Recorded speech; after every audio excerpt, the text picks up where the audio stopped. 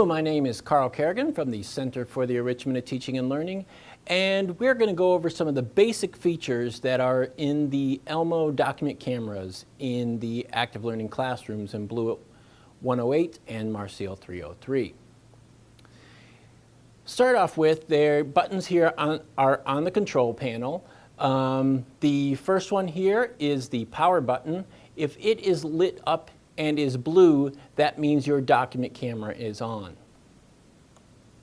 If it is red, that means your document camera is off. So if you've selected that on the touch screen to turn on the document camera and you see that this is red, that may be one of the reasons why you're not seeing an image. So if you just hit that again, you'll see that it turns blue. It'll take a couple blinks to come on, and we should be good to go. The next button here is the menu button, and that button would be used to control some of the deeper functions. Say you wanted to record, or if you wanted to block the screen in certain ways. You can kind of see when I push that, a bunch of options come up, both the setting options and so forth, and we can go into more detail on that in another video. The other buttons here, this one here looks like a camera, is exactly that. If you wanted to take a picture of what you were displaying to the classroom, you could use that to do that. But in order to do that, you have to have a USB drive inserted into the document camera so it has a place to store the file.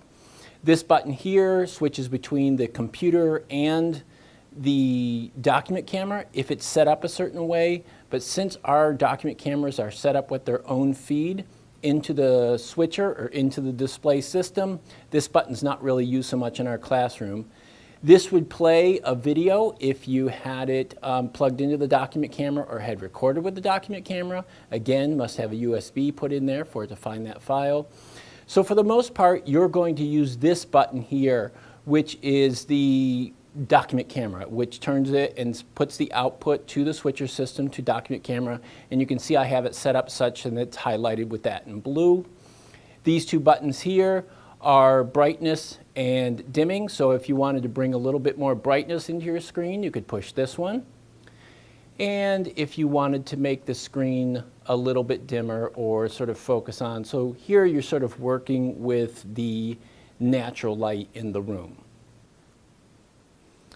Okay, I'm going to go over the buttons on the top or the head of the unit this time, and you can see that this gray knob here, which turns left and turns right or counterclockwise, clockwise, however you want to look at it, that is the zoom feature. So if I turn that, it zooms on into an object, and you can see how they can zoom in pretty well. If I turn it the other way, I can zoom out of an object. Now, if I get part where an object is a little fuzzy, if I push the orange button on the inside here, that will autofocus my image to the one that I have, in the camera range. So something's a little blurry, I push that orange autofocus, and you can see that the unit will autofocus on that object and bring it into focus. And what I've been using here is the remote for this unit, which is available in each space, and we could go over another time some of the buttons on that particular remote. You'll see some of the same buttons that exist on the unit itself. Over here, you have a light built into the unit. So if we turn that on or turn that off, you could bring a little brightness to the immediate area.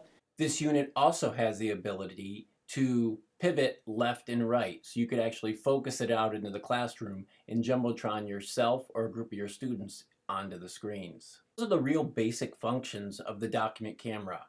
If you have any questions, reach out to us at cetl@une.edu.